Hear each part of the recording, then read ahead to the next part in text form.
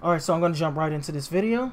This is a video response to Mr. Sotomayor, TjSotomayor, that you made a video talking about how slavery was a choice and that the original slaves, because I'm not a slave and nobody who's watching your video is a slave right now, in that terminology anyway, chose to be slaves, that they chose the life of servitude and bondage, and that everything happened after that was their fault because they chose that and those were the outcomes of their decisions.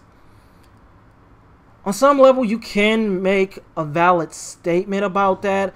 In your first video, what I argued with you about was the fact that I didn't believe that they just chose slavery. I brought up the scenarios in which the first generation of slaves and slaves beyond that generation, how they fought back with the slave rebellions, which were few and history barely talks about, but did happen with runaway slaves.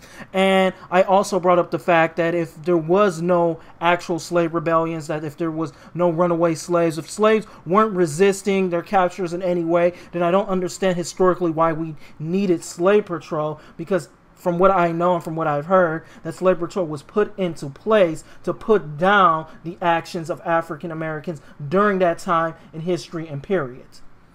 So from that point, I thought that video was over. I stated my opinion and I thought it was over.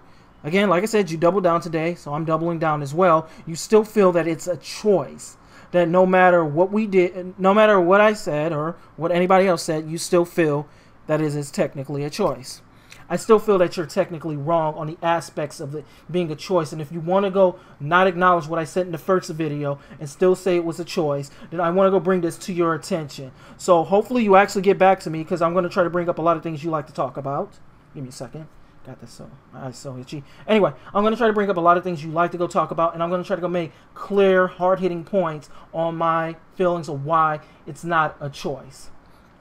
So on your second video, you are correct in saying that the Vietnamese fought against us coming to Vietnam, but I was never under the impression that we came to Vietnam because we wanted to go make Vietnamese slaves. I was never under that impression.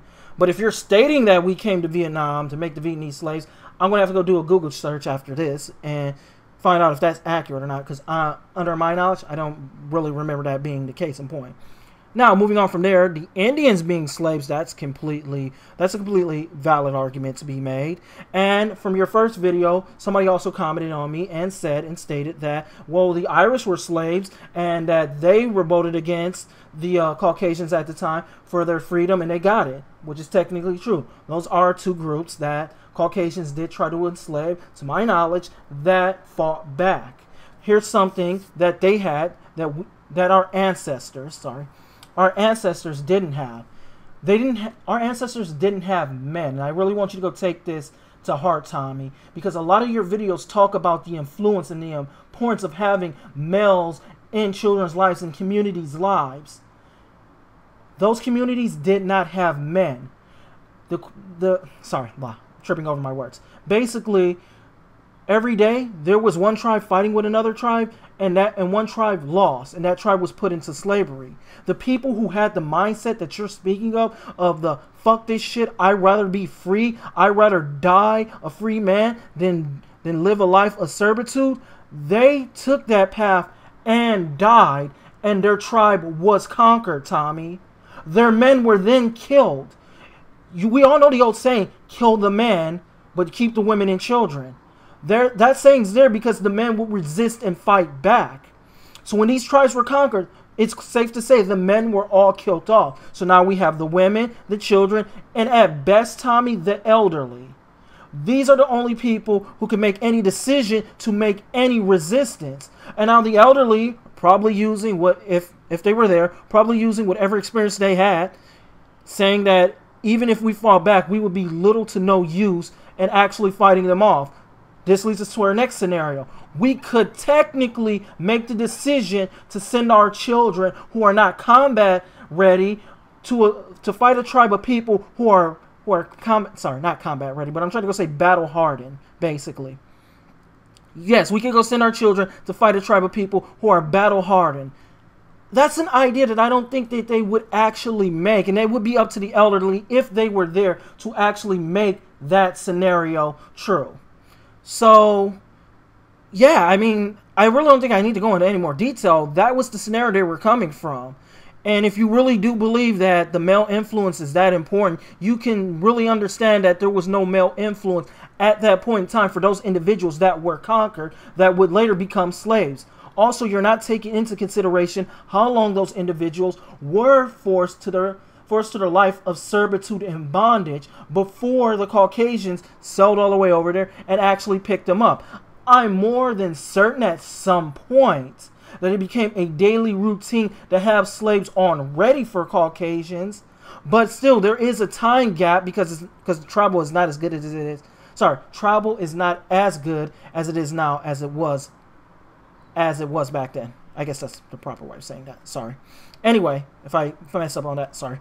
Anyway, back to what I'm trying to go say is that there was a set given amount of time for these individuals to be deprogrammed and be reprogrammed into a life of servitude. This made the African slave more docile and easier for the Caucasian to actually deal with. Not even the Caucasian. I'm really sorry for that one. I really want to go say for the slave owners during that time to deal with. That's why you have these docile slaves that just wanted to go live. And if you want to, what I'm trying to go say is if you take all that into consideration, you pretty much have your answer of why the type of rebellion you wanted did not happen. There were no men. There were boys who later probably became men in best case scenario. And in other best case scenario, it was either they had elderly, or if there were any men, Tommy, if there were any men, by the luck of a straw, there were just some type of men. They were chicken shit men. I'm just being honest. They were cowards. They were people ready to go lick boot the moment they saw this shit was going south of the border. So would you really expect that type of mentality from a coward? Would you expect that type of mind frame and that type of idea from a coward? And I just don't think so.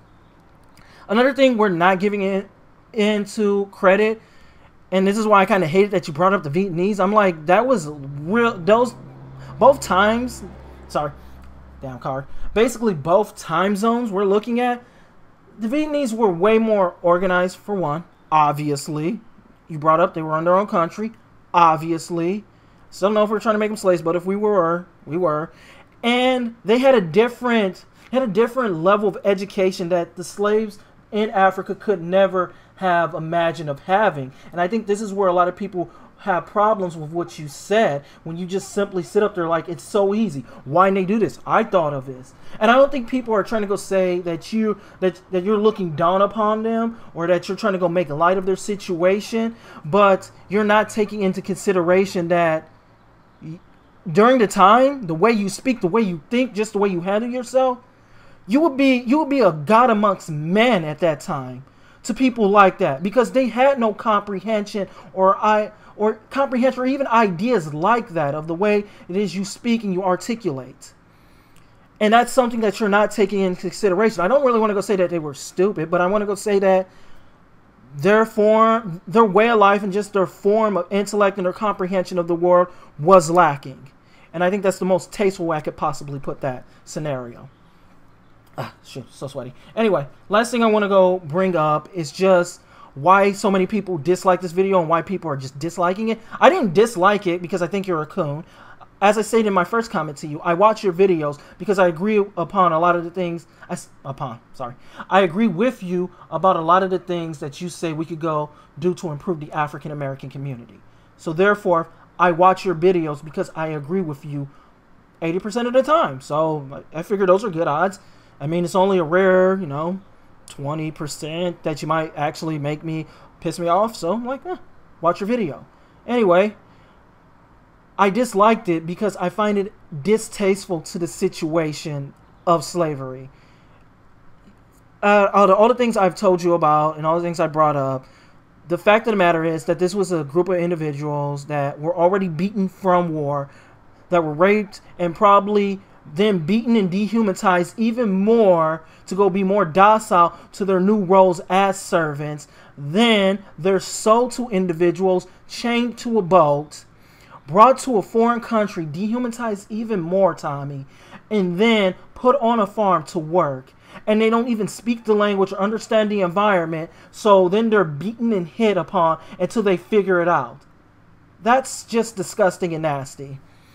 So, I mean, the whole entire idea of slavery was very disgusting, nasty.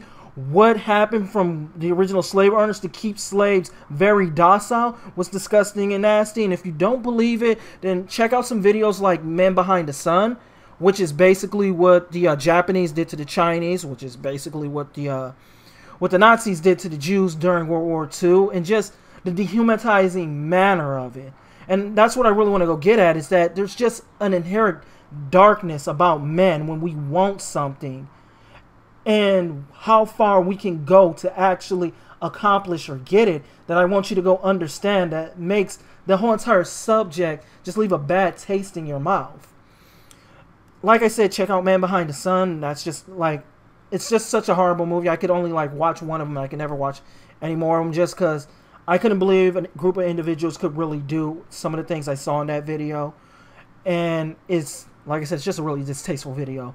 And it just brings up to the point of the matter what I'm trying to go get at, that it's a distasteful subject because a lot of dark and despicable things actually happened during that period.